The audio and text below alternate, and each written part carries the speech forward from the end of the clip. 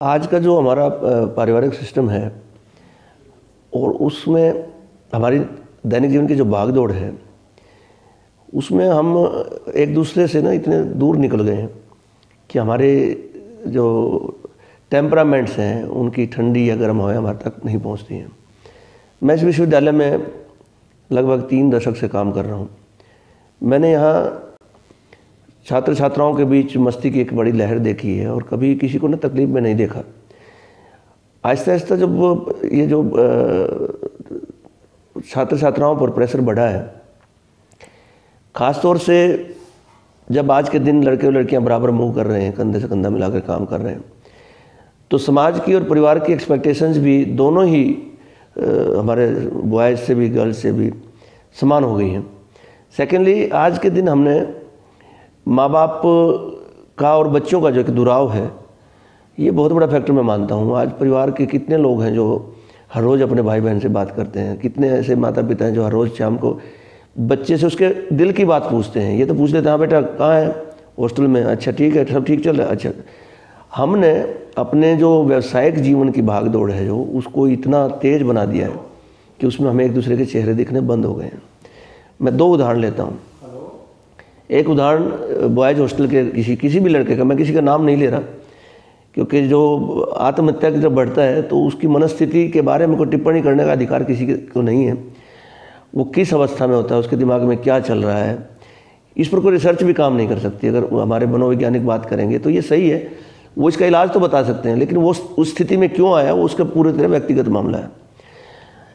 Girls के जो खास तौर से बात है, हमारे जैसे परिवार हैं, जो मध्यम वर्गीय परिवार है, उन्हें ये बताया जाता है बेटा आप तुम पढ़ लो, उसके बाद तेरी शादी होगी और आपको अगले घर जाना, पढ़ लिख जाएगी तो आपकी आगे कदर बनेगी, नौकरी लगेगी तो आप और अच्छी इज्जत पाएंगे। होता क्या है कि आप पढ़ते पढ़ते एक सामान्य स्तर से ऊपर उठ जाते हैं। एक सामान्य सी लड़की है जो गांव से आई है, अच्छे नंबरों से उसने ग्रेजुएशन कर ली है, फिर वो पढ़ लिख कर उसने पीजी भी कर ली अच्छे अंकों से और उसके अंदर एक स्किल भी पैदा हो गया है। अब उसको चाहिए कि मैं तुरंत कहीं ना कहीं प्रोफेशनली अपने आप को सेटल करूं और उस स्टेटस को हासिल करूं जिसके लिए अब उसके परिवार वाले, उसके समाज वाले उसकी तरफ देख रहे हैं। ऐसे में होता क्या है कि कहीं ना कहीं जब हल्का सा फेलियर मिलता है तो उनको लगता है कि हर दरवाज़ा बंद हो गया। जो आजकल एक नया सिस्टम है, चॉइस बेस्ड सिस्टम, अगर आपने सुना हो, अलग अलग सब्जेक्ट्स के बारे में, ये एक छोटा सा उपाय था उसको दरवाजे खोलने का, जिसको हमारे स्टूडेंट समझ नहीं पा रहे हैं।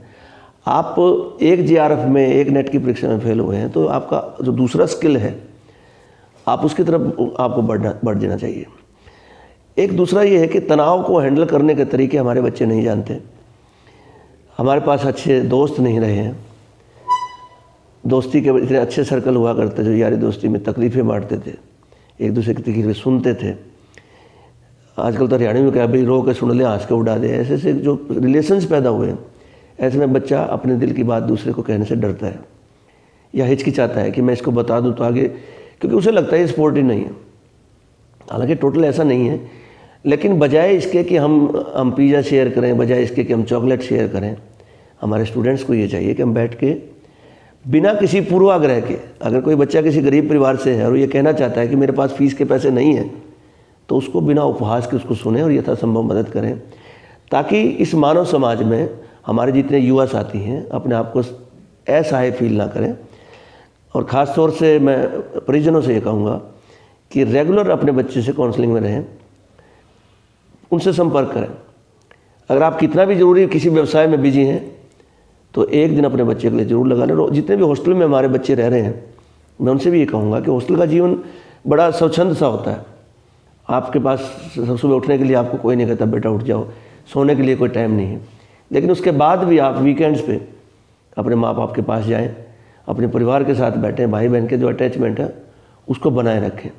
दुनिया में अगर कोई आत्महत्या के लिए मूव करता है तो उसको लगता है कि मेरा कोई नहीं है और मुझे अकेले अपने जीवन को ख़त्म कर देना चाहिए क्योंकि मेरे को कोई सपोर्ट नहीं मिलता। अगर हम रेगुलर इंटरेक्शन में रहेंगे, हमारे भाई जितने हैं हर रोज़ शाम को अपनी बहन से बात करें, अपनी बहनें हैं वो माँ बाप से बात करें, बहन भाई से बात करें, वो जो फैमिली बॉन्डिंग का जो स्ट्रक्चर है, जब से ये टूटा है, जब से ये आत्महत्याएँ बढ़ रही हैं, वो चाहे किसान के भी हों, किसान को भी लगता है कि उसका भाईचारा जो है आज उसकी मदद के लिए नहीं खड़ा है।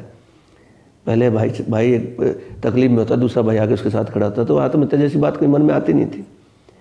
रिश्तों का उपहास उड़ाने के बजाय उनका सहयोग करें, उनसे जुड़ें, तो आत्महत्या जैसी चीज़ जो हरियाणा की धरती पर तो खासतौर से कभी नहीं देखने को मिलेगी। सिर्फ ज़रूरत इस बात की है कि जो फैमिली एंड फ्रेंड्स बॉन्डिंग है उसमें ईमानदारी आए, एक दूसरे की तकलीफ़ बिना किसी तरह से शेयर करें, जितनी यथासंभव मदद कर सकते हो करें, और किसी का जीवन को मरने मत दें।